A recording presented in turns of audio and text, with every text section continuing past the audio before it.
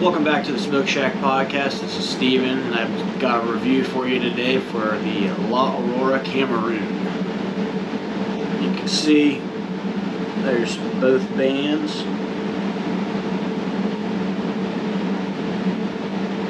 The wrapper color is a light brown, or like a medium-ish brown. Not really more of a milk chocolate, but a little bit lighter than that. The wrapper is a Cameroon. The binder is Ecuadorian Sumatra. The filler is Dominican and Nicaraguan. As far as like the pre-light goes, just checking for firmness. It's pretty firm at the bottom. It looks like almost a gouge out of the cigar. I don't know if you can tell, but it's a little soft there on the bottom. But other than that, pretty solid.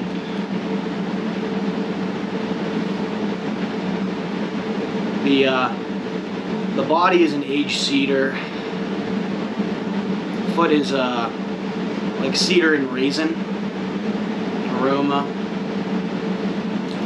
Get this thing a cut.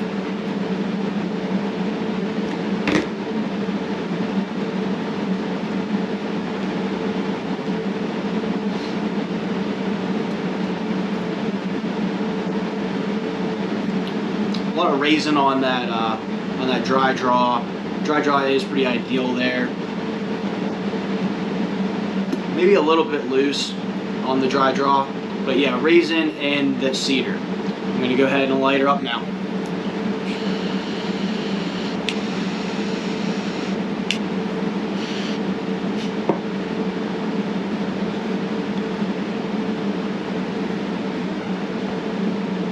After getting her lit up here,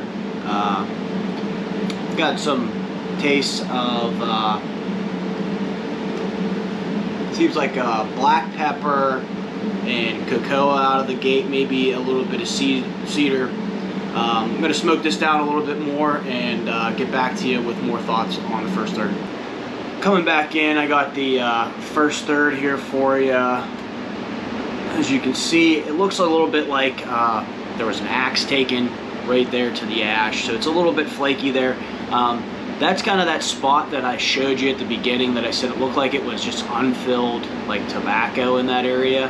As far as the tasting notes, you get strong tastes of dark chocolate and cedar. Those are kind of the main tones.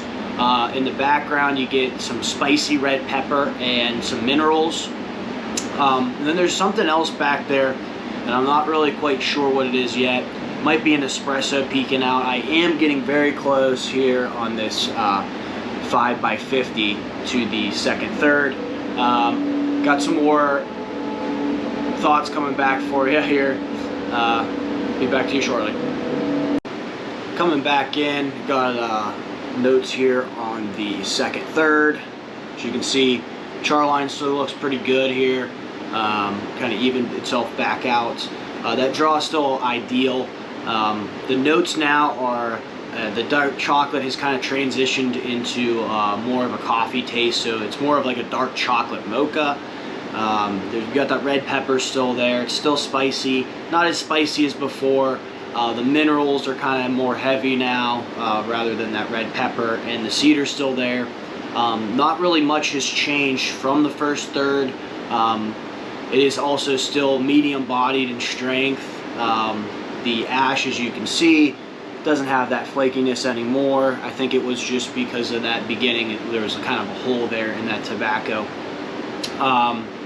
Again, so far kind of an enjoyable smoke, but the flavors are not evolving much so far. I'll have you back here in the final third to get your my final thoughts.